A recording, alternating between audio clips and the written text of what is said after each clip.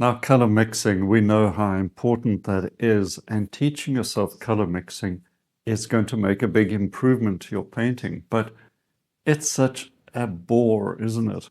I'm always looking for ways to make color mixing exercises more interesting. And this is a little tip I'm going to give you in this video that is going to be quite fun as well. Let's have a look at this little setup, and it's something you can try out yourself. Okay, so get yourself one of these frames. We all have perhaps one of these frames lying around. Just take the glass out quite easily and put it over a photograph or a print. This is just a foolscap print, and I've drawn a grid over it. You can take a picture out of a magazine to practice on. This is just ordinary A4 printing paper. I'm putting the glass sheet over that. Just clean it up if there's any marks, etc. And then you can mix your colors.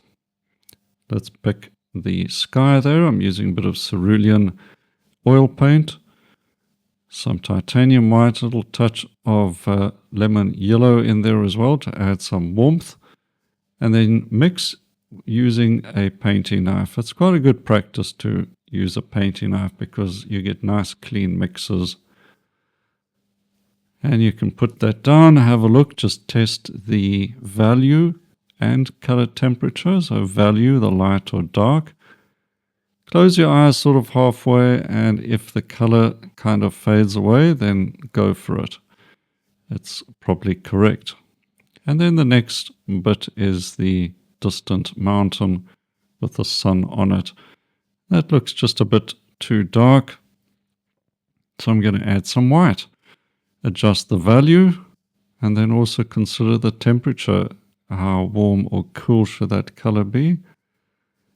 Okay, so that's quite a bit better. If I just squint down now, you can see there it's too light over that bit of the mountain. It has to be a bit darker. So you add a bit more blue, and I've brought in a bit of ultramarine to make it a touch darker, and I'm going to try a touch of alizarin in there. And you just follow this sort of process of darker or lighter, or warmer or cooler. And it's looking just perhaps a touch dark. And you just adjust, and you sort of circle your target. And when you get to something that looks pretty close, I think that is pretty close. I'm quite happy with that. And clean your painting knife regularly, so that's important. Try not to contaminate your paint. Now let's move into the foothills there. That's a little dark. I've got cerulean and lemon yellow. So I need more white to adjust the value lighter. Let's try that. That's a bit better. But is it warm or cool? So you can just cool that down just a little, touch more blue, bit more atmospheric perspective perhaps. And that's a little better, I think. So now how about the trees, the distant trees there? A bit of deep yellow, some ultramarine, and quite a bit more yellow. We just got to get that nice and green. But it's back there, so I'm putting a bit of lemon yellow because that's cool. It's a cool yellow. Let's try that out. Pretty close, but could be a touch lighter. So add some white, bit of blue and white, cool it down and lighten it up a bit. And it will look a bit more atmospheric. And I would say that would work. So then there's a little bit of a darker green as well. You could perhaps just combine everything there, and as long as it looks pushed back into the background. Now we try up close here. Pure blue is a bit too blue. We need some green in there.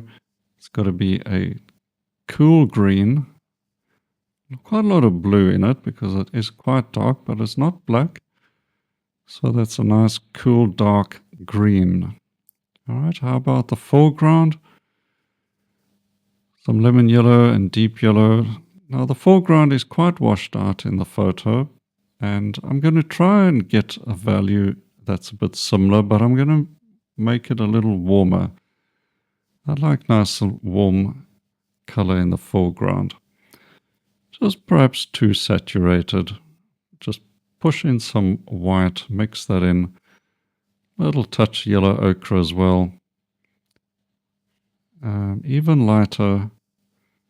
Still going to be warm, but I want, that's a bit better. Just that saturation had to come down a bit. So some white took care of that. And we could do the foreground like that. And you just test different blocks and get something that's going to work out. Now let's look at the tree shadows. They're going to be a cool greenish blue, bit more cerulean because that's my cool blue. I brought in a little bit of that yellow as well. Just a bit too light, right? So darken the value with some ultramarine and try that out. And it'll probably be the right thing. Remember, it's the yellow grass, but cool, so a lot more blue. Maybe just a touch dark, but it would work. It would look really nice against the yellows.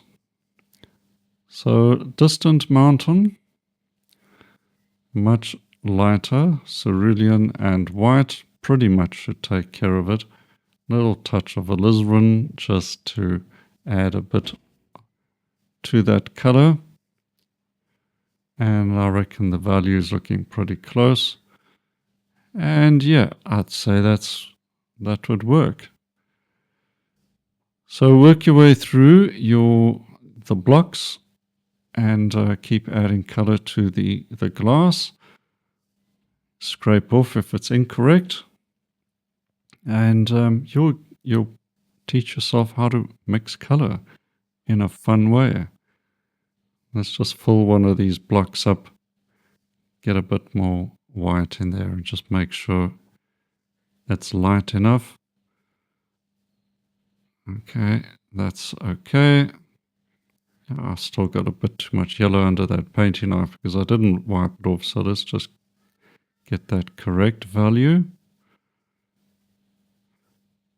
And you could do this exercise in all the blocks and cover the entire glass. Try the brush out as well and practice the painting. Don't worry about losing the painting because this is, of course, about teaching yourself color mixing. And everything you practice here will reward you in your future paintings. Let's get some of those greens. And now we can lighten or darken or cool down the colors. And we can do the bluish greens in front there. And just work your way along.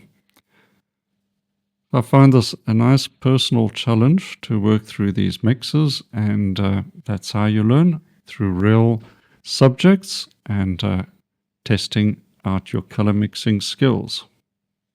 Okay, I hope that tip was a useful one for you and something that's easy for you to try out. I know it's a nice variation on the old traditional painting mix exercises. And if this was a good one for you, check out the suggestion at the end of this video. There's more tips there for color mixing. And finally, don't forget your free lesson for you up here. Just click on the link. You can also find it in the description. Start straight away and have more painting fun this coming weekend. Okay, well, you've subscribed, I'm sure. You don't want to miss more videos like this. So thanks for that. Okay, until next time, happy painting. Cheers for now.